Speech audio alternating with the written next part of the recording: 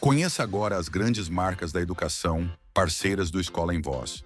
Joy Brinquedos. Diversão é assunto sério. Via Jovem. A principal parceira das escolas particulares. Elos Educação e Turismo. Jornada das Profissões. 2025. A maior feira itinerante do sul do Brasil.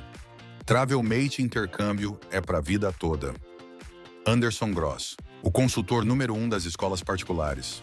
Bom dia, boa tarde, boa noite. Para você que está nos assistindo, estamos aqui reunidos para mais um podcast de educação para falar de assuntos muito pertinentes a você. Por isso, fique ligado, porque estamos aqui mais uma vez na companhia do meu irmão, meu grande amigo, irmão camarada, Anderson Gross. Bem-vindo, Anderson. Fala, Rony. Estamos aqui para mais um episódio que fala de vestibular Enem. E quando a gente entra nessa temática, nós só podemos lembrar de alguém, né? Um dos maiores especialistas no sul do Brasil e, quiçá, né? Brasil, quando a gente fala de vestibulares de Unicamp, de USP, de UNB. Evandro Schutz, seja bem-vindo a mais um episódio do Escola em Voz, no especial Vestibulares Enem. Prazer é todo meu, né? Então, Gross e Rony, realmente estar aqui com vocês e aproveitar esse momento em que vocês sempre, né, têm informações super atualizadas aí sobre a área da educação, os vestibulares, que é a minha área. Então, vamos hoje passar aí as principais dicas, informações atualizadíssimas sobre esse vestibular. Vamos começar de UFSC? O Evandro já é sócio, né? Sempre. Já, inclusive, ele tá... Nós temos que atualizar o contrato social porque tem que botar o CPF dele lá. Quero participar mesmo, hein? Vou cobrar isso daí, hein? Natal tá chegando aí, quem sabe sai de presente de Não, mas Natal. primeiro tem que investir. O Evandro foi o nosso primeiro convidado. Foi. Eu fui o primeiro, eu tive Foi. a honra de ser o primeiro, não sabia disso. Foi O primeiro? primeiro convidado do podcast foi tu. Então, 10% do Escola em Voz possivelmente será meu. Bicho, porra, a gente manda a conta aí então certinho. Não, fechou. Né? Tá, seja bem-vindo. Você que está assistindo a mais esse episódio de Escola em Voz, estamos na alegria da companhia do nosso querido amigo, especialista, psicólogo Evandro Schutz, que vem trabalhando aí com alta performance em aprovações de vestibulares. Vamos falar hoje sobre a UFSC, né, o vestibular mais desejado, mais concorrido do estado de Santa Catarina. Mas lembre-se que nós contamos muito com a sua presença também nas redes sociais. Siga o Escola em Voz nas mais diversas redes sociais onde estamos inseridos. E não esqueça também de dar, né, o seu like aí nas redes sociais, também ativar as notificações do nosso canal aqui no YouTube. E se você está inscrito, obrigado pela sua inscrição e por estar conosco aí, praticamente 10 mil membros inscritos. É muito bom contar com quem ama a educação. Vamos começar de UFSC, então. Lembrando que vestibular da Universidade Federal de Santa Catarina, o vestibular da UFSC vem crescendo novamente, o número de inscritos já estão reaquecendo pós-pandemia, e a UFSC, ela tem, né, o seu vestibular temido, né, pelas características que ela traz, que é o modelo, né, ali da prova somatória, certo? Se eu não me engano, e por favor me corrijam aí os senhores, né? Mas eu acho que é o único modelo somatório do Brasil, né? Não, a gente tem somatório ao UEM, né? E a gente tem... A Maringá é somatório? Maringá é somatório e a gente tem a UEPG de Ponta Grossa. Também somatório. Só que tem um detalhezinho ali que é muito importante, assim, né? Quando você trabalha o somatório da UFSC, eu acho que esse é um assunto que vale a pena, né, frisar bem. Primeiramente, né, eu acho, né, vou falar e depois falo da diferença dessas outras duas universidades, que o somatório ele tem uma forma diferente de ser aplicado. Mas quando a gente fala em somatório, o que eu penso como um especialista da área de vestibulares? Quando você tem uma prova objetiva com 4 itens, se você, né, analisar, você vai ter um item correto. Então, você acaba tendo uma possibilidade de identificar um item correto em 4 itens ou em provas que tenham 5 itens. Dependendo da prova. Tá, porque a CAF é 4. Porque algumas provas são 4, algumas provas do tem Brasil... Tem mais algumas que são 4, porque na minha cabeça sempre outras, a CAF Tem provas de São Paulo, né? A gente tem aí provas mais em São Paulo mesmo, né? Que é a B, C e D. Que é a B, C e D, né? E a gente tem provas da FGV, provas do INSPER. Então, assim, provas são um pouquinho mais simples, mais objetivas, com menos questões. Mas quando você pega uma prova objetiva, você vai encontrar o item verdadeiro. Então, 1 para 4, você tem 25% de chance de acertar no chute. E se você tiver 5 itens, você tem 20%. O somatório, eu diria que é a cereja do bolo, por quê, né? Se o cara aprender a fazer. Porque você pode ter de 5 itens, 4 corretos. E se daqueles 5 itens, entre 4 corretos, você souber um correto, 1 de 4, ele vai te dar em torno aí de 0,4 numa prova da UFSC. Então, você tem a possibilidade, mesmo sabendo um segundo item, você não sabe todos, ou 2 itens, ganhar um 0,4, 0,6, ganhar uma parcial. Então, eu acho particularmente que, né, concordo contigo, quando a gente fala em somatório, as pessoas se assustam. Mas se o cara souber fazer o somatório e nesse prisma, a probabilidade de ele achar um item de 4, um item de 3, um item de 2, é muito maior do que ele achar um item de 4 ou 5. Então, ele tem mais possibilidade de ganhar parciais e ser melhor sucedido nessa prova. Agora, o que muda na UEM e na UEPG, que são os somatórios aqui do sul do Brasil? O que muda? Na UFSC, se você marcar um verdadeiro e um falso, você vai ser punido. O que acontece? Cada falso que você marcar elimina um verdadeiro. Então, você tem que ter um combo maior de verdadeiros. Apenas um verdadeiro, 2 e um falso, 3 verdadeiros e um falso. O contrário, ele zera a tua prova. Já na UEM e na UEPG, a UEM que foi... Ele zera a tua questão, né? Isso. Zera a tua questão. Exatamente. Se você fizer de Sim, 4 sim. itens, 3 verdadeiros e um falso, ele zera a tua questão inteira. Na UEM Na UEM e na UEPG. E isso é muito comum do aluno ir fazer a prova ou ele ficar treinando o somatório da UEM e da UEPG, pensando que ele está fazendo um bom negócio para a UFSC, e, na verdade, eu não acho que seja um bom negócio. Mas porque o somatório, a avaliação é diferente, e se ele já não tem muita precisão nisso, ele se confunde. Mas vamos lá. No caso da UFSC, nós temos a possibilidade de encontrar até 7 proposições em uma única questão, Isso. certo? Os dados de limite, né, da resposta, a gente sabe que não vai ser... as respostas não serão 00, né? E não serão mais de 99. Né? Então, essas são as opções de limite que a gente tem. A não ser que a questão que eles fizerem a questão errada, o aluno responder errado. Mas não vai ter essas Sim, possibilidades. Não vai somar. Mas então, vamos lá. Né? Pegando uma questão, né, com 7 proposições, correto? Uhum. Dentro desse contexto, vamos imaginar que 5 proposições estão em harmonia em relação ao anunciado, tá? Aí, o que ocorre? 5 estão corretas dentro das 7. Então, nós temos 2 erradas, 2 falsas e 5 corretas, ok? Imagine que eu acertei das 5 proposições corretas, eu assinalei 2, certo? Essas 2 que eu assinalei, elas não dariam, se fossem 5, na minha conta bem simplificada, cada uma valia 0,2. Mas não é assim a conta? Não é exatamente, por exemplo, assim, acertei 2, 0,4. Essa divisão ela é linear em relação... Porque um ponto acertado na questão UFSC é 1,0, certo? A distribuição parcial desse 1 ponto daí fracionado é como? Então, o que a UFSC vai fazer? Eu vou resumir a regrinha da matemática, né? A regrinha seria bem simples de fazer. Número de corretas, aí tem um detalhe. Assinaladas ou não assinaladas. Esse é o detalhe. Número de corretas assinaladas ou não, dividido pelo número de itens ou preposições. Então, o que acontece, né? Basicamente, o cara vai lá e ele tem uma questão que é 01, 02, 04, 06, 08. Ele tem 5 itens. Deu 5, né? 01, 02, 04, 06, 04, 08 e 16, perdão. Tá. Deu 5 itens. Ele tem 5 itens ali. Tem 3 que ele acha que são parecidos, mas desses 3, ele vai pensar assim, caramba, eu apostaria de 5 itens em 3. Mas, realmente, tem 2 que são muito parecidos. Parece que estão ali como distrator para me enganar. Mas um dos itens, eu tenho certeza. Então, se ele não quiser arriscar e não for um cara da medicina, que tem que fazer 80% da prova, ou 70% da prova, no caso do direito, que o corte foi 73%, se ele estiver na casa dos 60%, que já é top 10%, ele pode pensar assim, eu vou marcar só um item para pontuar, eu não vou me arriscar. Né? Se ele acertar um de 3, ele vai dar 0,6, por quê? Porque qual que é o cálculo que o UFSC vai fazer? Vamos dizer que o primeiro e o último item, ele não assinalou e ele não precisava. Então, vai ser correto não assinalado. Ele já ganhou 2.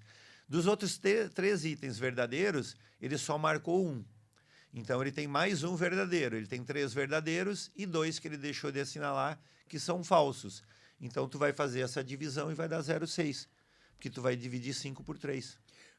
Cara, Ele acertou, sensacional. Ele acertou 3 questões. 2 que ele não precisava assinalar, são corretas não assinaladas. Acertou uma que ele precisava, então ele ganhou 2 de bônus. E as 2 que ele realmente deixou de marcar, ele errou. 5 dividido por 3, 0,6. Então, eu faço uma tabelinha, que é uma tabela que eu digo que é um mapa mental. Só mapa mental. Ele é bem simples assim, porque ele vai dar mais ou menos esse resultado, porque ele depende do número de itens. Quando a gente calculou agora, a gente fez com 5 itens. Se colocasse 7 e fosse a mesma questão, ia dar 0,71. Então, em média, dá 0,6. O que seria o mapa mental para o cara? Marquei uma de 2. Na dúvida, são 2. Eu fiquei na dúvida, achei que não valia a pena, porque pode ser um item falso. Uma de 2, 0,8. Uma de 3, 0,6. Uma de 4, 0,5. Uma de 5, 0,4. Em média. Por quê? Porque ele pode ter de 4 a 7 itens e pode mudar o resultado. Então, o resultado de acertar uma de 2, sempre quando ele achar que uma de 2, e se for uma de 2, vai dar entre 0,75 e 0,85. A média 0,8, que foi o mapa mental. Então, se o cara pegar um simulado e corrigir à mão e leva 30 segundos, ele vai ficar todo dia com aquele número na cabeça e aquilo vai virar o mapa mental. Uma de 2, 0,8. Agora, quando tu pega 3 itens, uma de 3, 0,6. E se for 2 de 3, 0,8. E se for 3, 1. Então, ele vai pegando isso por consequência. Rony, eu diria, tá? Só para pegar aqui, nosso convidado vem ou não vem? Já concluíram aí? Tem, eu acho que tá vindo aí. Tá vindo? Olha só a surpresa, então. Tá vindo, da URGS. Tá vindo aí, vai vir um convidado para a próxima live da URGS. Fechou, aí, maravilha. Bora, eu respondi para ele. Então, seguinte, Rony, fica claro, segundo aqui, essa análise bem mais sucinta que o Evandro nos traz, que o nosso candidato para a UFSC, ele não apenas tem que estar preparado no aspecto conteúdo. Porque o conteúdo do Enem, né, o conteúdo UFSC, UDESC, USP, é conteúdo de ensino médio, só que cobrado através de metodologias diferentes. Sim. Mas é conteúdo de ensino médio, certo? Sim. Ok? Níveis de preparação, claro que de acordo com o curso e a quantidade de concorrentes, né, a famosa densidade por vaga, né, o nível de preparação. Então, tudo isso. Mas fica claro que o candidato UFSC ele tem que ser tecnicamente preparado para analisar as opções das questões. Não apenas assim, ó, em nível de conteúdo, se essa proposição, tá, ela é aceitável ou não para eu marcá-la, mas dentro das estratégias de marcação, existe todo um mapeamento disso que você trouxe, que se o candidato souber fazer da forma como você explicou, ele muda o jogo dele na competição. E aí eu vou te falar, muita gente não está preparada para esse nível técnico de definir qual é a aposta que ele faz dentro da questão. Anderson, majoritariamente os alunos, principalmente que estão se formando no ensino médio, que prestam esse vestibular e outros vestibulares também, eles não têm uma preocupação em gerir a sua vida de estudante. Eles são simplesmente estudantes. Então, o que eles fazem? Eles estudam. Eles não estão preocupados em sair um pouco da caixa deles de estudante e olhar a estratégia que eles precisam estabelecer para fazer uma prova. E isso começa quando? Na leitura do edital. O aluno geralmente não lê o edital. Se ele lê o edital, ele já vai ter uma noção da prova. Se ele tem uma rotina de fazer provas anteriores, ele já vai saber como é que é o estilo da prova. Se ele concilia edital e exercício das provas anteriores, ele consegue estabelecer uma estratégia. Ele consegue fazer com que ele tenha a maturidade e o sangue frio que precisa para tudo, né? Para poder fazer uma prova de acordo com o que ela pede. A gente sempre fala, faça a prova de acordo com o que ela pede. Faça a prova de acordo com o que ela pede. Você não vai fazer um Enem numa estratégia UFSC, não vai fazer uma CAF numa estratégia UDESC, não vai fazer uma UDESC numa estratégia Enem. Então, se a prova é UFSC, se a prova tem a particularidade do somatório, se você pode tirar vantagem disso, tire vantagem disso com base naquilo que você precisa para alcançar o seu resultado. que também é outra situação que a galera não se toca, né? É uma inscrição em uma rotina de estudos meio aleatória, meio solta, sem a gestão, sem a orientação devida, para que ele possa saber exatamente o que ele tem que percorrer para alcançar aquele resultado. Então, o que nós estamos falando aqui é, uma coisa é estudar para o conteúdo a ser cobrado, que é o conteúdo do ensino médio em qualquer um dos concursos. Outra coisa é estudar especificamente para aquele modelo de prova. São dois mundos diferentes. E aí eu vejo que existe um abismo entre a massa concorrencial, nós estamos falando aí aproximadamente 27 mil inscritos, tá? Entre a massa concorrencial e os concorrentes que vão classificar de verdade. Tem uma distância significativa entre esses dois públicos. O cara que se inscreve e vamos ver no que vai dar, e o cara que vai lá e assim, ó, eu sei como fazer essa prova. Eu sei como ela é cobrada, eu sei como, dentro dela, né, fazer um mapa aí de percurso e conseguir percorrer. Eu acho que esse é o grande segredo pro cara que vai classificar na UFSC, principalmente nos cursos, né, de pontuação alta. A gente tem aí uma questão, então, só reforçando. Nós, como educadores, deveríamos apoiar uma prova de somatório, como a da UFSC, por dois grandes motivos. Um, porque ela trabalha, sei lá, 70%, 60% do tempo com questões verdadeiras, que é o que o cara estuda. O cara aprende a estudar o que é correto e não o que é errado. E as outras provas trabalham com 80% daquilo que é errado, né? Então, esse é um motivo. O segundo motivo é porque se o cara de Santa Catarina aprender a fazer a prova, já que a prova principal é a principal universidade, com o maior número de vagas pública, no caso, né? Sim. Então, deve ter mais vagas do que a UDESC, pelo número de cursos que ela tem, né? Então, automaticamente, o cara de Santa Catarina acaba sendo privilegiado pelo somatório. Então, ele é privilegiado. E aí tem dois espaços aí, duas lacunas bem grandes, né? Primeiro, a escola deveria, no ensino médio, fazer uma prova de somatório e ensinar o cara a fazer. Porque é simples. A escola deveria. Ela ensina o cara a fazer Enem, a principal prova do Brasil e uma das principais do mundo, e ela ensina o cara de Santa Catarina a fazer.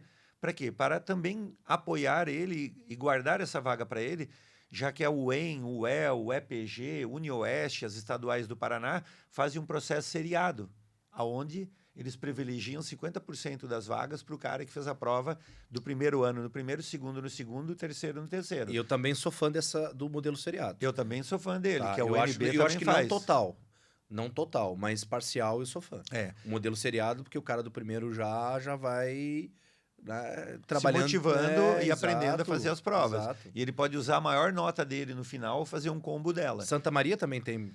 No Rio Grande do Sul, praticamente Pelotas está entrando, Santa Maria está entrando. Santa Maria acho que foi uma das primeiras, inclusive, há décadas, acho que tem pelo menos 20 anos que ela tem uma parcial de vagas pro seriado. Então, agora o Rio Grande do Sul está investindo, o Paraná, como sempre, chega antes. Só que Santa Catarina podia utilizar esse somatório para isso nesse momento, para depois ir para um seriado. E o Enem também deveria fazer isso, obviamente. Imagino que a ideia é partir para esse plano, né? Como nos Estados Unidos o cara faz o SAT 6 vezes por ano. Não são 7? Por que eu pode falo ser, 7? pode ser, pode ser. Eu digo porque eu falo 7. Se alguém tiver me assistindo, mas, Gross, tu falou 7. Não, e pode ser que mudou, então, né? Mas pode ser que você seja certo. 6 ou 7? Na minha cabeça estava entre 6. É mais de uma vez. Pronto. Não é como o Enem no Brasil. Mas olha que legal, o cara faz, então, 6 ou 7 no primeiro, no segundo, terceiro, e ele vai poder usar o combo de qualquer uma das notas, né? Aí, voltando para a UFSC, então, a gente deveria incentivar. O que eu acredito que é a responsabilidade da escola? A gente deveria perguntar agora para o gestor da escola, né? Vocês aplicam provas que é muito fácil desde o primeiro ano? Escolas de alto desempenho, em Florianópolis, que tem as maiores aprovações, fazem simplesmente isso. Eles colocam uma questão de somatório ou duas durante o ano. Ensinam o cara a fazer e vão ensinando o cara a fazer. Como o Enem também, eles vão ensinando o cara a fazer uma prova objetiva, mas fazer leitura e interpretação. Evandro, posso me exibir um pouquinho agora? Deve, aqui? Posso ou não? Deve. As minhas escolas fazem. Excelente. As escolas que eu presto consultoria, elas têm... são provas de 10 questões, elas têm sistema de nivelamento e elas têm ali 2 somatórias e uma discursiva. Então, assim, ó, por conta justamente do modelo discursivo que também a UFSC, é claro, não é uma discursiva dentro do patamar da UFSC, porque aquela discursiva da UFSC é um troço NASA, né? sim. Mas o aluno já tem uma discursiva entre as 10, porque ele tem que aprender a argumentar, construir, né, ali a solução, tem que ter repertório, né? O Rony também aplica isso na escola dele. Então, assim, Isso. as escolas que a gente trabalha já estão fazendo no esquema, isso. já estão no Tão esquema. fazendo. Já. Então, a escola tem que ter essa responsabilidade. E aí eu pergunto, se o aluno, na maioria das escolas, não sabe, o professor também não sabe. Se tu apertar um professor, e disser assim, ó, o professor vai lá e constrói, ele geralmente não faz a questão dele, né? Ele vai buscar uma questão pronta. E se tu apertar o professor, e aí eu te digo que isso inclui as escolas de alto desempenho onde eu trabalho. Se tu apertar o professor, ele não sabe como é o cálculo do somatório, inclusive de matemática. Ele não sabe. Então, eu acho que o que deveria ser feito é um trabalho de conscientização do somatório, que ele é bom, que ele tem muitos itens positivos, que isso pode ajudar o nosso aluno de Santa Catarina, e o professor deveria ter um treinamento, e o aluno um treinamento para virar um especialista, fazer esse cálculo para que ele tenha uma probabilidade maior de aprovação. E agora eu vou para a escola pública, se liga no que eu vou falar agora. Se a UFSC ficou com 40% dos cursos com vagas em aberto, é porque as pessoas zeraram alguma disciplina. Algumas tu pode zerar nesse ano, eles ampliaram o leque de disciplinas que tu pode zerar, e outras não. Para cada curso tem ali um ponto de corte. Só que 40% das vagas ficarem abertas, se tu tem ali 30 mil alunos fazendo a prova, e tu tem 5 mil vagas, não faz sentido. Por que ficarem abertos? Porque a galera não sabe fazer somatório, principalmente os alunos de escola pública, que também não tiveram esse aprimoramento, e aí que é lá que tem o maior índice de vagas que sobram, que depois vão para a privada, Vai pra que acaba concorrência. indo, mas a privada também não supre, porque o cara da privada também teve ali uma disciplina cancelada e ele perdeu a oportunidade do não, vestibular. Ou outra coisa, tá? Ou a redação, né? Mas é uma outra coisa. Deixa eu vou aproveitar esse teu gancho. Eu tenho aqui uma série de perguntas para fazer, pelo nosso tempo tá voando, mas assim, eu vou só aproveitar porque realmente você traz uma coisa assim que para mim tá muito claro. Minha suspeita, palpite, tá? Vou palpitar aqui. Eu acredito que esse núcleo de vestibulares absurdo do sul do Brasil, agora para 2026, eu acredito, meu palpite, é que vai ser o maior buraco em vagas ociosas dos últimos anos, tá?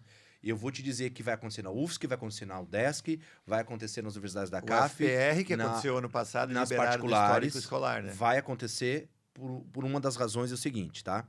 Um calendário colapsado, tá ok? Em que o estudante que recebe, digamos, a não aprovação, ou a não classificação, né? São coisas diferentes, né? Ele tá lá aprovado na UFSC porque não reprovou, mas não está classificado porque não está dentro do limite de corte, correto? Sim. O que acontece? Sai o listão UFSC, sai o listão UDESC, sai o listão UFPR, sai o listão URGS, né? E as estaduais do Paraná. Ele não aparece na lista de classificação, esse menino, essa menina, vai buscar, se torna, né, um candidato flutuante no mercado, e ele vai buscar as opções nas comunitárias, nas particulares, e ali elas estarão com processos abertos rápidos, em função de histórico e desempenho Enem, porque elas também têm que fechar os seus resultados. Só que se tu considerar as janelas que estarão abertas, SISU, vagas remanescentes, reopção UFSC, se você pegar tudo que vai estar em aberto, porque ninguém vai fechar na sua totalidade, vamos dizer assim, ó, eu coloco por baixo, tá? Por baixo, em Santa Catarina, tá? Por baixo. 10 a 15 universidades, faculdades, centros universitários, brigando pelo mesmo aluno, por um. E todo mundo aqui, eu tentando agarrar ele via reopção, histórico, segunda chamada, terceira chamada, quarta chamada, quinta chamada, só que vai ser o mesmo cara sempre, para todas elas, tá? E aí quando ele pegar e se agarrar numa matrícula ou num contrato, seja comunitário, particular, Bolsa PUG, Bolsa Fundesc, ou UFSC ou UDESC, ou seja o que for, ele já se amarrou lá e é menos um no mercado. O que vai acontecer? Nós vamos ter uma quantidade absurda de vagas que não serão ocupadas ali no período tão apertado e com tanta oferta, tá? Que aí tem um outro problema no sul do Brasil, que é todo mundo publicando no mesmo período as suas listas de classificação, certo? E depois todo mundo correndo atrás porque a sua primeira lista não vai ser fechada. E essa família, esse menino e a própria escola ficam perdidos porque é muita informação e é muita coisa vindo, certo? Num prazo muito curto, porque o nosso sistema não é unificado, tá? Então, o que vai acontecer? Nós vamos ter um problema sério, sério. As universidades, as faculdades, os centros universitários, não só particulares, mas públicos também, isso está acontecendo, não vão fechar suas vagas em 2026. Vai ser um dos piores resultados em ocupação de vagas dos últimos anos. Tem esse lado das universidades, e aí pensando no aluno, né? Um aluno que está se preparando, e ele definiu lá o curso que ele vai fazer, e ele sabe que ele tem várias opções de provas, processos seletivos para poder optar, né? Óbvio que ele tende a optar naquilo que está dentro da capacidade dele ou naquilo que ele olha em termos de curso que é mais na vanguarda, que tem um currículo melhor, que tem uma boa estrutura, enfim. Mas como estratégia para o aluno, é importante que ele defina qual a prova ele irá fazer para que ele possa alinhar os estudos e as rotinas dele para aquela prova, ou tu acha que ele pode também abrir esse leque um pouco, ou uma prova que ele faz da UFSC que ele pode aproveitar o conhecimento dele para fazer uma outra prova? Porque cada prova tem uma característica bem particular, né? Sim. E como é que isso funciona? Como é que tu acha que o aluno pode definir isso? Então, hoje a gente tem que pensar em 2 modelos de prova, né? Basicamente, né? Um modelo que é o conteudista, que é aquela prova da UFSC, da UDESC, da CAF, que exige o detalhe do detalhe na matéria, né? Então, no caso da CAF, a gente está falando da prova de medicina, né? Que as outras não são aplicadas, sim, mas ela é uma prova difícil, considerada, ela é mais difícil que a PUC do Paraná, mais difícil que a Mackenzie no Paraná. Então, hoje, quando você estuda para a UFSC, você está estudando como na aba do guarda-chuva para todas as provas do sul do Brasil.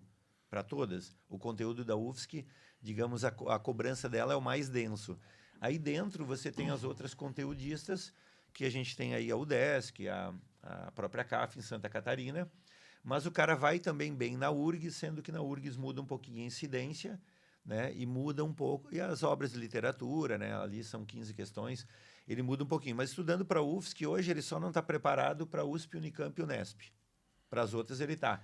E um segundo modelo de prova, que é um segundo DNA, que não é o conteudista, que é o chamado democrático, que é a prova de leitura e interpretação. Então, quando a gente fala de prova de conteudista hoje, eu colocaria a UFSC abaixo da USP, Unicamp e Unesp. Treinou para a UFSC, tu faz as outras provas. Tá? A UNB, que é um pouquinho diferente, porque ela tem uma banca CESP e Sebrasp, então o cara acerta 60 e erra 60, ele tira 0. Para cada uma que ele errou, ele perde uma, então ele não pode arriscar. Mas o conteúdo não é mais difícil, é a técnica da prova, digamos assim, né? E o outro modelo é o do Enem, é a prova de leitura e interpretação, que exige do cara uma habilidade em ler e interpretar conteúdos, né? E aí a gente está falando da prova do Enem, e aí a gente está falando de provas de um high score, onde ele poderia treinar, que é o Unesp, com a banca VUNESP, e a Unicamp, que são provas de leitura e interpretação. Só que as outras no nível mais hard do Brasil. Então, hoje, se ele treinar para a UFSC, ele está treinando para todas as provas o conteúdo, ele está treinando para todas as provas do sul do Brasil. E o que ele vai ter que fazer é, como o Gross acabou de falar, olhar o calendário para ver se cabe, né? E aí, por exemplo, o cara da medicina, o cara foi lá fazer o FPR, uma prova de entrada. Praticamente quem estudou para a UFSC gabaritou matemática, química, física e biologia. Eles mantiveram o nível da prova um pouquinho mais baixo para ser mais democrático com todos os cursos, e o cara da medicina todo ano vem mais forte. Então, no ano passado, aumentou de 74 para 78 o corte da medicina, e esse ano aumentou para 80. E eu fiz uma live dando o corte 80. Eu já tinha feito. Por quê? Porque se não aumentasse o grau de dificuldade. Já a UFSC... Porque o candidato... Cada ano está mais preparado. Tá mais preparado. Ele vem performando melhor e melhor. E aí a nota de corte aumentou. Deixa eu aproveitar aqui e entrar no primeiro dia da UFSC, tá? Lembrando, então, a todos que estão nos acompanhando, né? Primeiro dia de UFSC é no sábado, dia 6 de dezembro. Prova, então, no sábado. Os alunos sabatistas, né, vão entrar ali após o pôr do sol. 18 horas e fica até as... O mesmo horário, né? 18 mais 5 vai até 19, 20, 21, 22, até as 23, né? Até as 11 E horas. 24, o cara que ganhou 1 hora a mais. Ah, sim. Que é a condição especial, o déficit Isso. de atenção. Tá, ótimo, Entre maravilha, tá? Então vamos lá, são 5 horas de prova, abertura dos portões às 13 horas. E como eu digo a todos que acompanham os nossos treinamentos nos colégios, quem já está nos acompanhando, quem acompanha o Rony, quem acompanha você, sabe que tem que estar lá antes do meio-dia, né? A gente sempre pede para que o nosso candidato seja um dos primeiros a chegar e sempre saia do portão, dos locais geradores de estresse, procure um ambiente saudável, né? Já identifique lá o seu prédio, o andar, a sala, procure, né, onde vai ser o seu local de prova específico, identificou o local, chegue com muita antecedência para que não haja nenhum risco de você ficar fora ali dos portões. O fechamento dos portões às 13h45, a prova começa às 14 horas e ela termina às 19 horas para os alunos que vão fazer, na sua imensa maioria, né, que vão fazer essa prova nesse horário. Os sabatistas começam depois. E aí nós vamos vir com 12 proposições múltiplas de língua portuguesa e literatura, 8 proposições múltiplas de até 5 opções de língua estrangeira, né? Inglês, francês, espanhol, alemão e italiano, certo? Matemática, 10 proposições e geralmente tem uma aberta, né? E biologia, 10 proposições, geralmente uma aberta, e mais 2 excursivas no sábado, tá? Vamos pensar um pouquinho sobre o início dessa prova, tá? Quando a gente conversa, né, com especialistas como você e outros que são do mercado, que a gente consulta, conversa, amigos, colegas, né? É normal indicar começar por uma prova ou por uma, enfim, uma estrutura ali, um banco de questões motivadoras, né? Que é para você entrar na prova, você dar aderência à prova, né? Você começar com a prova mais numa pegada legal, né? E aí, dentro disso, a melhor forma de o candidato começar a prova da UFSC da UFSC no sábado é escolher essa disciplina motivadora, né? Essa que vai colocar ele dentro da prova, onde ele arranca mais, né, com autoestima em alta, autoconfiança, vai resolvendo, né, e etc. Eu até vou chamar de confortável, né? Opa, então, boa. assim, ó, ele tem que pegar a disciplina onde ele se sente mais confortável, porque, assim, ó, o cara vai chegar ansioso no dia da prova, sim. Então, esquece de lutar contra a ansiedade. A ansiedade é um sinal do cérebro dele dizendo, ó, temos um dia importante, temos algo importante a fazer. Então, primeiro, ele não luta contra a ansiedade, né? Ele pode, na semana da prova, todo dia, na hora de dormir, ficar pensando, imaginando ele fazendo a prova, indo no local de prova, entrando, sentado na mesa, colocar o maior número de sentidos, fazendo a prova, acertando, né? Então, essa é uma forma de ele enganar o cérebro para que ele chegue o dia um pouquinho mais tranquilo, controlando a ansiedade. Então, ele vai com ansiedade, mas ele vai aprender técnicas aí para controlar. Na hora de começar, o que você falou faz todo sentido, Grosso, porque se ele começar por onde ele se sente mais confortável, a matéria que ele domina mais, ele vai começar a fazer, vai aquecendo o cérebro, que é memória, atenção, concentração, foco, raciocínio lógico, ele vai acalmando a ansiedade na medida que ele aquece, né? Lembrando que o cérebro não tem tecido muscular, mas tem a plasticidade de um músculo. Então, ele vai aquecendo ela e, automaticamente, se ele eleger uma matéria que ele tem mais facilidade, ele começa pelas questões que ele sabe fazer, depois ele pode pular também para outra disciplina, fazer as que têm mais facilidade. Lembrando que na UFSC, para o somatório, conteúdos que ele se sente mais seguro, ele assinala mais itens, ganha mais nota. Conteúdos onde ele se sente inseguro, ele assinala menos itens para tentar ganhar uma parcial de 0,4 a 0,8. Então, seria por aí.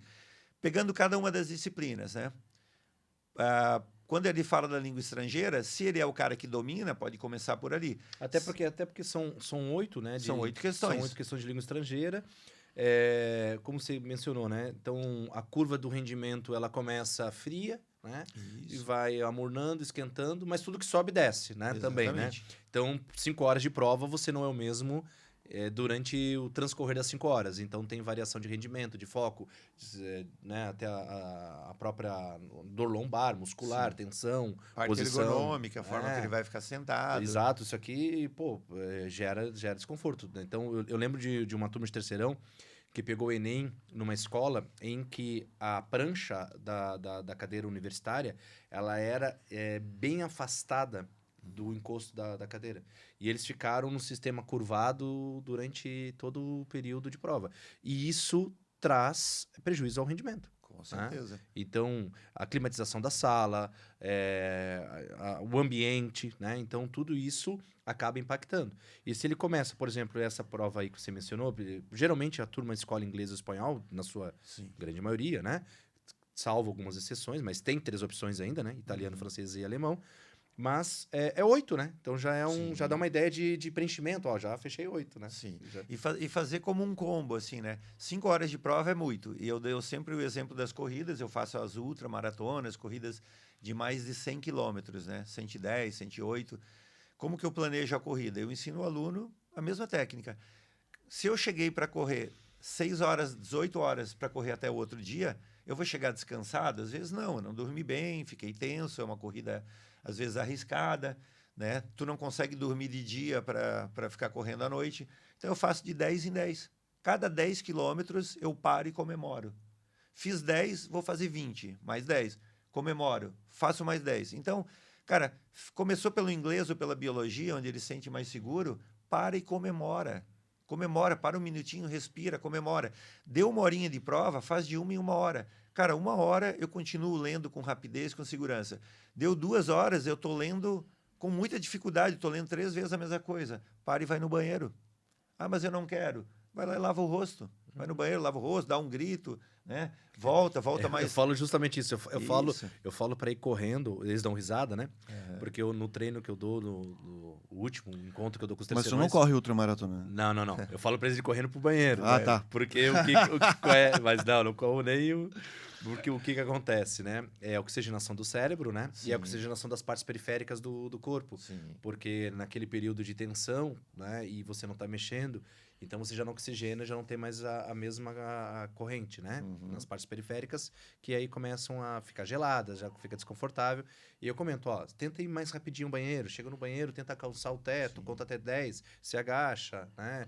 Mexe no Grita pescoço. se tiver nervoso, assim, Exato. dá um berro, os caras vão entrar ali, mas não tem nada, tá tranquilo. Sabe, coloca energia para Sim, fora. Isso aí, né? perfeito. E aí ele volta para a prova. Então ele tem que fazer stops durante a prova, ele tem que se alimentar e jogar para dentro do cérebro aí um carboidrato, né? Um chocolate que vai quebrar as partículas rapidinhos, né? Então ele vai realmente fazer com que na hora que ele vai entrando na zona de conforto, né? Porque ele está cansando e o cérebro vai entendendo que ele tem que se recolher, ele vai ativando e divide por matérias. Lembrando que a biologia, né? Talvez o inglês, a gente tem aí, ó, 6 questões de literatura e 6 de gramática, tem que ficar atento aos livros e pelo menos não pode ir sem ler o livro, porque a metade das questões do português são de gramática. Aí ele tem a discursiva, eu vou fazer uma observação, fazendo referência ao que você falou. Por que a discursiva é tão importante? Na primeira aula do curso dele, de qualquer curso, a probabilidade é que de 90% ele tenha uma questão discursiva e não objetiva. Então a escola tem a obrigação de ensinar ele a colocar a resposta ali. E a probabilidade de ele, nas primeiras semanas, o primeiro mês de aula, apresentar um trabalho é muito grande. Então, ele tem que aprender a dar a resposta. Por isso, tem que trabalhar as discursivas e as principais universidades do Brasil fazem um segundo bloco com discursivas. Como que tu pode treinar a discursiva? É bem simples. Ele pega uma questão que ele fez durante a semana, todo dia uma questão, e escreve com as palavras dele. Principalmente a questão que ele não errou, que ele acertou. Porque quando ele erra e corrige, ele não erra mais. Mas quando ele acerta no piloto automático, porque ele colocou um X e meio que chutou, achava que era aquilo, ele não tem o conteúdo. Então, o que ele faz? Ele escreve aquilo que ele acertou e está na dúvida, na hora de corrigir, corrige o que errou, acertou. Escreve a resposta e mostra ao professor. Professor, a minha resposta, a forma de eu explicar é essa. Isso atenderia o corretor? Aí o professor vai dizer, sim, em 90%. Excelente. E o que falta de 10%? Então, todo dia colocar uma questão discursiva, a escola não deu, ele faz, respondendo uma questão que ele errou, que ele acertou, principalmente as que ele acertou e ficou na dúvida, que é o que ele vai errar no futuro, porque o que ele errou, ele corrigiu e entendeu.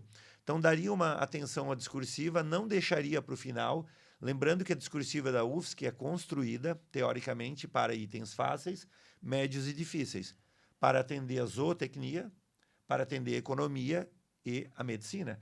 E ali ele ganha parcial da parcial. E aí vem um detalhe importante, que aconteceu esse ano. A matemática, pela primeira vez nesse ano, na prova que teve agora em 2025, se o cara desenvolveu a questão e errou o final, ele ganhou a parcial pelo desenvolvimento, mesmo errando o sinal. Por que aconteceu isso na matemática, e fechando o primeiro dia com a matemática? Porque a média da matemática na UFSC, dos 30 mil alunos que fizeram, segundo o relatório da UFSC, foi 2,1 na matemática, a mais baixa dos últimos 10 anos. A gente pode dizer que, desse contexto, o primeiro dia tem 2 grandes desafios. Discursivo e matemática. Discursivo e matemática. A gente pode, inclusive, talvez, meio que ancorar aí que o desempate dos alunos de alto rendimento, vamos pegar ali a pontuação de 80, tá? Vamos cravar em 80.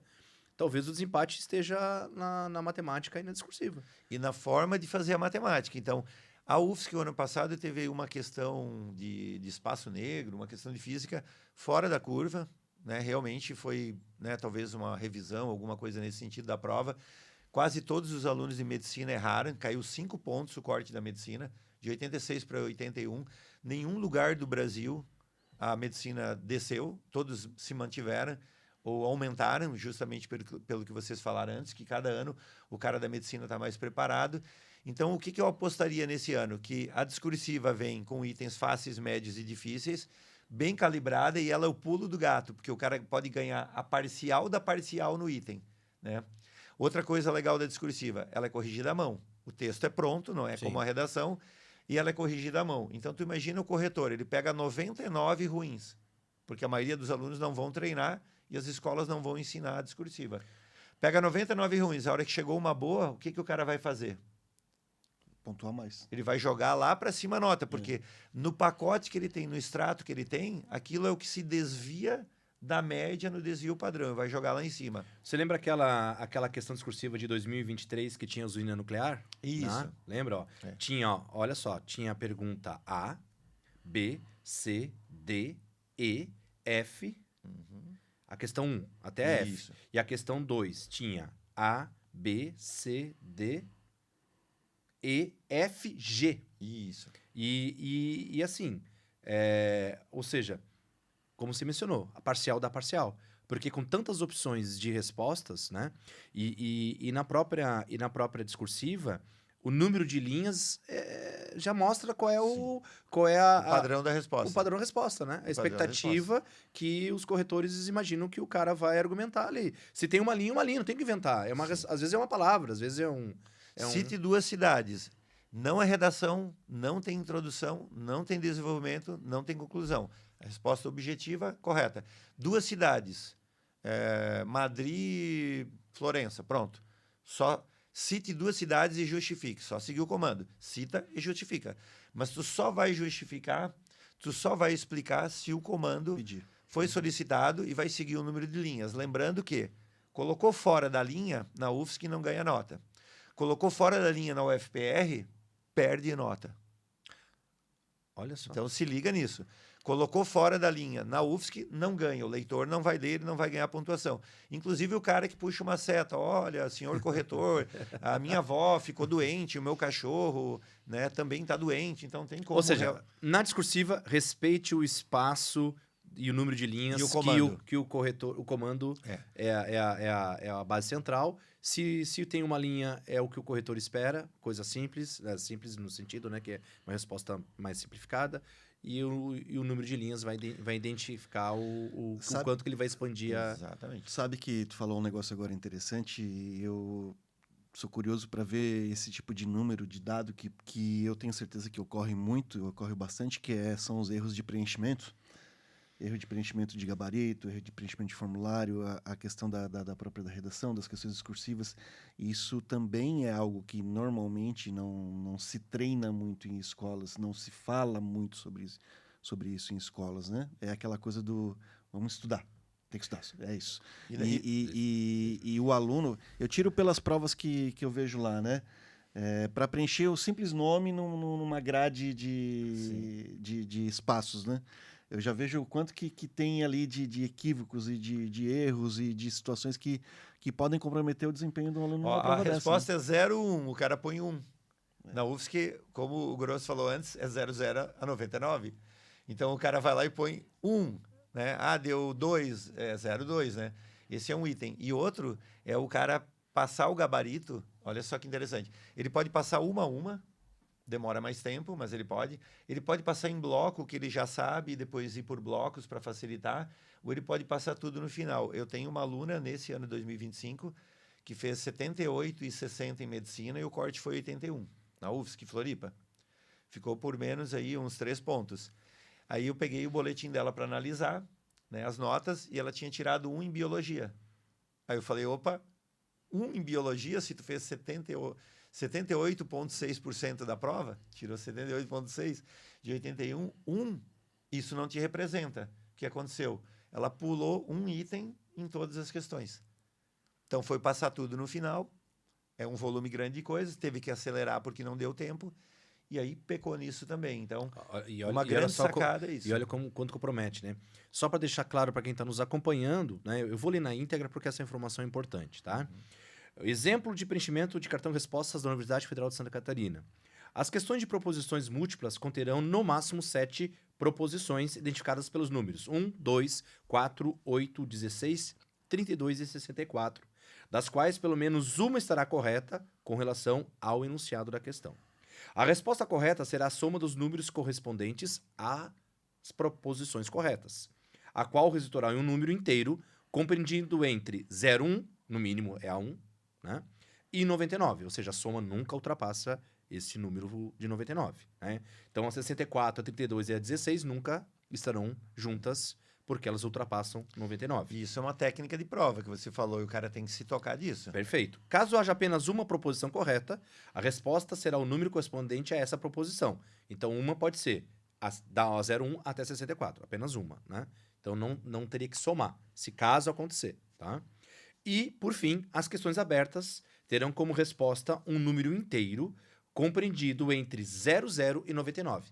Então, a única chance da tua resposta no gabarito ser 00 é se for aberta. Porque na somatória não tem essa opção, porque ao menos uma tem que estar certa. E a mínima certa seria 01, certo? Então, a compreensão dessa matemática envolvida na prova da UFSC muda a forma como o aluno vai se comportar na prova no momento em que ele tem que fazer, né, essa tomada de decisão na forma como ele vai apostar o seu resultado. No segundo dia, eu vou só fechar com a matemática do primeiro dia. Pois é, a matemática é o... Pra chegar. Aí, ó, já pegando a matemática... Que é a prova... Seria a prova mais temida do Brasil? Seria a prova mais demorada do Brasil, então talvez mais temida, porque o que acontece com a prova de matemática? Ela tem muitos itens para ser testados e pode ter mais do que um item verdadeiro, que é a questão que a gente falou antes, que isso pode ser um benefício. No caso da prova de matemática, muitos itens a serem testados. Ela não é mais fácil que a prova de matemática da USP e da Unicamp e da Unesp. Ela não é, mas pelo número de itens que ela tem, ela é mais demorada. No relatório da UFSC, ela diz lá que para o cara fazer acima de 9, ele tem que levar de 2 horas, ele pode levar até 2 horas e meia. Então, imagina o volume de tempo. Então, qual o segredo dessa prova? Tem alguém que consegue fazer? Sim, a gente tem aí 9, já teve o Nakamura, 9,87, que foi um aluno que a gente teve, que foi o primeiro geral da UFSC. No máximo, no universo de 10, ele fez 9,87. 87 e levou 2 horas e meia em média para fazer. Só que ele era muito bom. Então ele levou metade da prova. A metade do tempo da prova. Do tempo de 5 horas só foi matemática. Isso. Vamos de novo, vamos homenagear como é o nome dele? É o Guilherme Nakamura, primeiro geral da UFSC de 2023, direto do terceiro Nakamura, ano. Um grande abraço aqui do Escola em Voz. Rony Peterson. Tá na Georgia Tech. Mandamos ele para Georgia Tech nos Estados Unidos. Olha aí. E ele foi o 22º geral de 5 milhões no Enem. Então, claro que eu ponho 5 antes da galera que não foi, né? Parabéns, Nakamura. Mas é um cara. Então, na prova de matemática, o que o cara da medicina hoje, que a gente tem muita aprovação de medicina na UFSC, o que o cara faz? Vai pegar os itens que ele sabe fazer com mais velocidade e rapidez, os outros ele vai achar um item, passar pelas questões, volta, acha um segundo item, e se der tempo, volta e acha um terceiro item, se der tempo. Então, realmente, na medicina... hoje que tem que fazer... Então vamos, eu vou precisar organizar um pouco melhor isso, porque muita gente espera pela essa prova de matemática, tá? O que você me traz, basicamente, é que a prova de matemática, algumas questões, elas... olha que interessante que ele traz. Algumas questões talvez tenham que ser feitas 3 vezes. Isso, porque Algumas questões, porque, porque tu faz a porque primeira, ele vai acha, ganhar tempo. acha um item. Opa, Verdadeiro. já ganhei alguma coisa. É. Aí continuo fazendo o restante da prova, deu tempo, Isso. vou lá e de repente consigo subir mais um pouquinho. Item. Quer dizer, Então, é como 0,4 vou para 0,6. É uma por prova de exemplo. investigação. Prova É uma prova de investigação. E às vezes tem um item que tu vai olhar e vai dizer, cara, a única forma de eu resolver esses 5 itens, sub-itens, é fazendo o cálculo inteiro que leva 8 minutos. Cara, deixa essa questão para o final e se der tempo tu vai fazer. Porque às vezes vai acontecer de questões que tu tem que fazer uma resolução, fazer uma conta, um cálculo inteiro. E olha só, para a galera que quer pouca nota, 50 pontos, que é a metade dos cursos da UFSC, Já. olha só, Porque tu zerar em matemática Desculpa, faz sentido? Olha só, se o cara pegar o gabarito de 2025, eu nem deveria falar isso aqui, tá?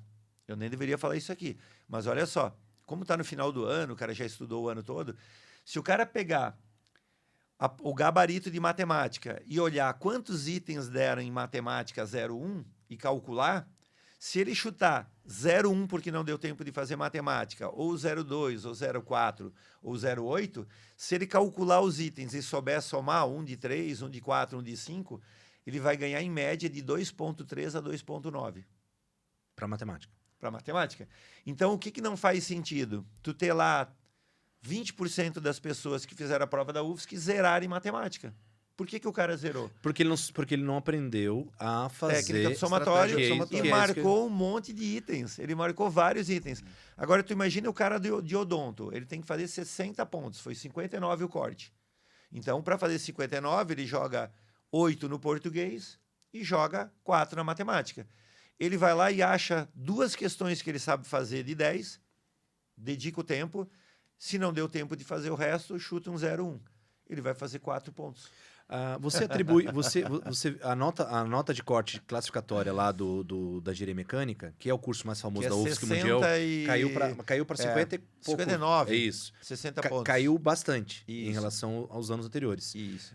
A gente sabe que uma das questões de queda da pontuação da engenharia mecânica da UFSC, e caiu inclusive no ranking dos cursos com a nota de corte, né? A engenharia mecânica sempre brigou ali próximo da medicina, ela já caiu para baixo da animação, já caiu para baixo de sistemas, né? Já foi caindo. Mas uma das razões provavelmente foi o peso 4 em matemática. Porque com a matemática vindo nesse nível aí, num peso 4, se você não tem essa estratégia que a gente acabou de discutir aqui, né, não domina essa estratégia, enfim, não sabe executar a prova, ela realmente vai peso 4, pô, imagina. Ela vai te derrubar lá embaixo, porque essa nota de engenharia mecânica, ela caiu demais. Só que tem um detalhe ali, ó, olha só, de novo é técnica de prova o que você está falando. Como o peso é 4 em matemática, mas é 3 em física, é 2 na discursiva, é 2 na redação, então ele vai equalizando isso. Então a gente tem muito peso, 4, 3, 2 e 2. Então, só para mecânica é 2, o resto é 1,5, né? Exato. Tá? Ali é 2. Então, o que acontece? Se o cara tirar em matemática 5 ou 6, não vai dar 2 pontos de diferença na nota final. Não vai dar, tá? Se ele tirar 5 ou 6 na matemática, mesmo valendo 4. Então, o que acontece muito com o cara da mecânica? Ele fica 2 horas fazendo a prova de matemática, que leva um tempão, e aí não dá conta de fazer o resto. E aí ele ganha lá um 6, um 6,5, às vezes um 7 na matemática, e ele perde o restante da prova. E aí ele não equaliza uma nota boa. Então, mesmo para mecânica ou engenharia com peso 4, se a nota de corte é 6, eu teria um certo cuidado. Agora, se é medicina, que é 87, aí a minha meta de matemática é 7. Porque ele vai ter que fazer quase 10, 10,5 de 12 no português, ele vai ter que fazer 7,5 no inglês, ele vai ter que fazer 8,5 na biologia, e aí ele vai ter que fazer 8 a 9 na discursiva, que vai chegar a 10. Redação e discursiva vai chegar a 10, porque muita gente ruim fazendo, e quando o cara vai corrigir, aquilo que se diferencia da média vai lá para cima, e ele pode chegar. E aí ele não consegue também fazer a prova de matemática evoluindo isso tudo. Então ele tem que ir para matemática, inclusive o cara da medicina, buscando itens. Segundo dia de prova, domingo 7 de dezembro, prova também de 5 horas. Abertura dos portões da mesma forma, às 13 horas. Prova começa às 13h45. Aliás, fechamento dos portões, me perdoem, 13h45. Início de prova às 14 e também o fechamento às 19 horas. Lembrando que daí no domingo, os alunos sabatistas fazem no mesmo horário que os demais. Nós temos algo que foi mais recente na UFSC, que foi o combo, né, das humanas. Se transformaram em 20 questões, mas essas 20 questões ainda estão subdivididas, né? 7 de história, 7 de geografia, 2 de filosofia, 2 de sociologia e 2 de conhecimentos gerais, né? Que também é um fato mais recente. Interdisciplinaridade, né? que Isso, é bom. tá? Então, aí nós temos na sequência física, química e redação, tá? Eu venho trabalhando com os alunos, começar com a redação pelo rascunho, né? Faz o rascunho naquela primeira meia hora de aquecimento, certo? Já deixa ali a redação, né, pré-pronta, vamos dizer assim, né? O rascunho já mais elaborado, porque daí você vai ter ainda um mergulho na prova de humanas que podem trazer bons repertórios, né? A oxigenação de ideias para depois você usar na redação na hora de passar limpo no final.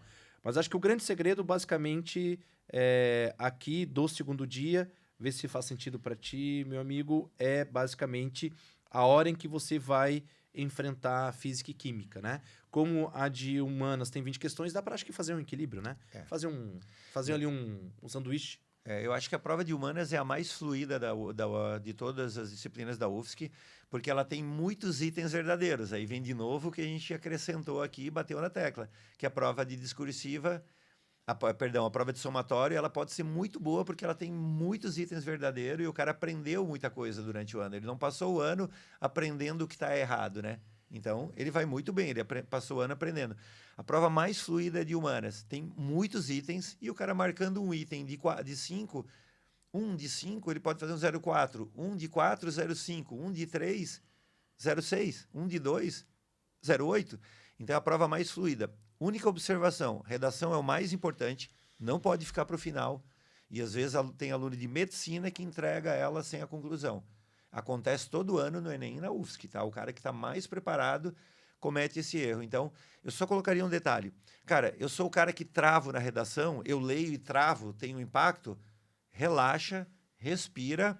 Se eu travo na redação, vai lá para humanas, como você falou, faz uma leitura, aquece as áreas do cérebro, né, de leitura e interpretação, porque estão nessa prova, volta, não deixa para o final, daí tenta fazer ali um brainstormzinho, colocar ideias principais.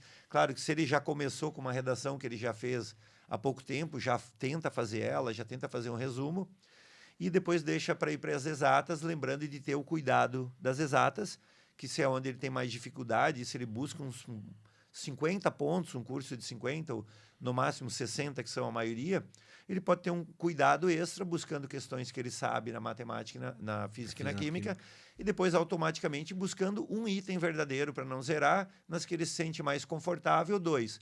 Lembrando que o que mais derruba aluno na UFSC, porque tem a questão do chute também, de tu ir lá e colocar um 0,1, e é só olhar o gabarito do ano anterior, 2025, pega o gabarito e chuta 0,1, 0,2, brincando para ver quanto daria a nota. Então, se faltar tempo, ele pode concluir fazendo isso. Qual é o maior erro na prova de somatório? Excesso de confiança. O cara ir lá e marcar muitos itens. E aí um item verdadeiro é anulado por um falso, ou falta de conhecimento técnico. Achar que marcando muito ele vai talvez ter uma probabilidade maior de marcar uma pontuação. Errado. Marcando pouco, indo no item certeiro, é onde ele vai ter a probabilidade maior de marcar entre um 0,4 e 0,85. E aí, dentro disso, para a gente finalizar, nós vamos ter, tanto na física e na química, sempre tem uma aberta, né? Matemática lá no sábado também já teve. Vê se faz sentido, vou usar aqui, né? Mas eu acho que a aberta dá para deixar para o final, né? Porque ele vai ter que produzir todo o cálculo, não tem as proposições. Então, no que você traz, né? Entre 10 opções, uma aberta, vou nas outras 9 que tem, né, ali repertório, certo? Tem conteúdo, tem informação. E, de repente, a não ser que seja uma aberta muito fácil, lê, vê se rola, se tá ruim, vai embora, segue embora. Eu vou dar mais um item aqui que ele só vai pegar no Escola em Voz. Várias das informações que a gente deu aqui, ele vai pegar aqui, né? E vou dar mais um spoilerzinho, tá? A de matemática desse ano não teve aberta. A de 25? De 25. Por que não teve aberta? Porque provavelmente a média estava tão baixa que foi para evitar que A média baixasse mais ainda. baixasse mais ainda. E, inclusive, em 2025, teve a parcial de matemática. Foi o primeiro ano dos 3 anos que a parcial de matemática apareceu. Reprisando o que é a parcial. O cara fez o desenvolvimento e errou o final. Quer dizer, na escola normal, ele ganharia um 0. E eles deram ponto parcial. Então, a minha projeção para esse ano... Tá, desculpa que eu me perdi nisso. Isso. Como? É porque, olha só, pode cair 1 ou 2 abertas, né? Então, para o cara que está ouvindo agora ali, não sabe, não fez a prova ainda, aberta é uma questão que ele tem que desenvolver toda e colocar dentro do quadradinho a resposta. Certo. Só que o que aconteceu? Em matemática, todo ano praticamente tem uma aberta. Certo. Em 2025 não teve uma aberta Tá. em matemática. Então, segundo, né, a projeção que a gente tem, não teve essa aberta porque desceria mais ainda Tá. a nota que a média geral do Perfeito. vestibular foi Tá. 2,1. Até aí sim. Mas E outro item verdadeiro, outro item importante foi que na discursiva, em matemática, das 3 aplicações que a gente teve agora nos 3 últimos anos, nesse modelo de 2 dias, a de matemática, ela valeu a parcial da parcial, mesmo o cara errando o final. Então, o que eles fizeram? Desenvolvi uma questão de matemática e na questão aí discursiva e errei o final. Eles deram a nota para o cara como desenvolvimento. o que ele construiu... Foi dado pela considerado. primeira vez nos 3 anos. Antes ele... Imagina o trabalho que deu isso pro corretor. No ano de... Chegar a um critério... Mas tu vê a que Isso. ponto chega a No ano necessidade de considerar Pois é. uma pontuação para poder botar o aluno dentro, né? Em 2024, cara, então será que 2023, não ele vale não a- ganhava nota. É. Então, olha o que a gente está entregando para o cara hoje aqui no Escola em Voz. Olha o que a gente está entregando. A gente entregou várias dicas que ele só vai ter aqui. Se ele assistiu, ele vai ter essas dicas. Porque é uma projeção da prova. E porque você está aqui nos prestigiando. Que isso fique E claro. porque vocês me convidaram e estão aqui comigo. Então, Bom, é uma depois parceria, dessa na melação verdade. de ambas as partes aí, Aí, meu irmão, vai te... ó, desejamos... Vamos lá, cada um antes de encerrar, eu sei que você vai fazer Da sua encerramento. nosso melhor horário. dica. Mas assim, ó, cada um aqui, em 30 segundos, deixa um voto aqui aos 30 mil candidatos aí, perto de 30 mil, UFSC 2026, um carinho aí, uns votos a seus alunos, meus alunos, alunos de todos, né? Começa, vou deixar as honras com o convidado. Isso, aí depois eu e vocês daí já faz o... Então vai aqui, grava isso. Prepare-se para o pior cenário. Eu não fico na escola fazendo redação à tarde porque tem barulho, né? Eu não fico na escola porque a cadeira é dura. Prepare-se para o pior cenário. No dia vai ter barulho e a cadeira vai ser dura, né? Então a minha dica sempre é essa, que é o que eu faço nas minhas ultramaratonas. Eu treino à noite, treino na chuva, treino com sol, né? Eu treino no pior cenário. E aí, quando eu chego na ultramaratona e vai chover 24 horas, ou vai dar um calor de 50 graus, como já aconteceu em Paraty, no Rio de Janeiro, eu comemoro antes de começar. Porque se der o pior cenário, poucos estarão preparados, e eu vou estar. Então, prepare-se para o pior cenário e faça a sua melhor versão com quem você tem. Então, aquela frase, tem alguém mais preparado que eu, esquece. Faça a sua melhor versão, é do Bernardinho. Apresente-se e faça o seu melhor, né? Então, assim, eu acho que eu não estudei tudo que eu tinha que estudar. Esquece, agora chegou na hora, reta final, foco, prepare-se para o pior cenário e apresente-se e faça a sua melhor versão no dia. É isso que o cara vai fazer no dia. Não dormi bem na véspera, não importa. No dia, lembre da frase, prepare-se e faça a sua melhor versão com aquilo que você tem. É isso aí. Obrigado, Evandro, maravilha. Eu deixo aí na sequência votos de sucesso. Lembre-se, né, que uma prova não define uma pessoa, tá certo?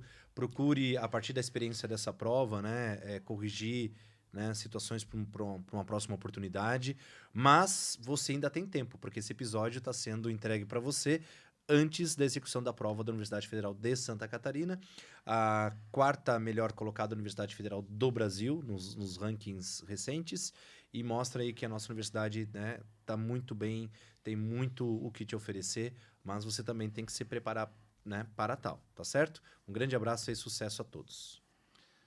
Bom, eu desejo boa prova a todos que farão o vestibular da UFSC. mas eu gostaria de desejar uma boa sorte especial para algumas pessoas especiais que estão fazendo essa prova. Eu não vou citar os nomes aqui, mas eu gostaria de dizer para vocês que vocês fizeram o seu melhor, estão se dedicando. Mantenham a cabeça serena, que vai dar tudo certo. Vai dar tudo certo, a gente está junto com vocês e vocês, com certeza, levarão essa serenidade para a prova para poder fazer o melhor de vocês naquela prova. Então, a gente está junto e vocês vão vencer e nós vamos vencer juntos. E para você que está aqui com a gente, acompanhando esse episódio do podcast Escola em Voz, hoje com o nosso queridíssimo Evandro Schutz, que a gente nunca sabe se é cheats, se é chutes, se é Não, shots, uma coisa que eu sei que o Evandro Schutz, ele ensina a chutes na prova. Não deveria, mas falei, agora já foi. Os pais vão adorar. Acompanhe o nosso podcast nas principais plataformas de streaming da Amazon, da Apple e do Spotify e o nosso canal oficial no YouTube.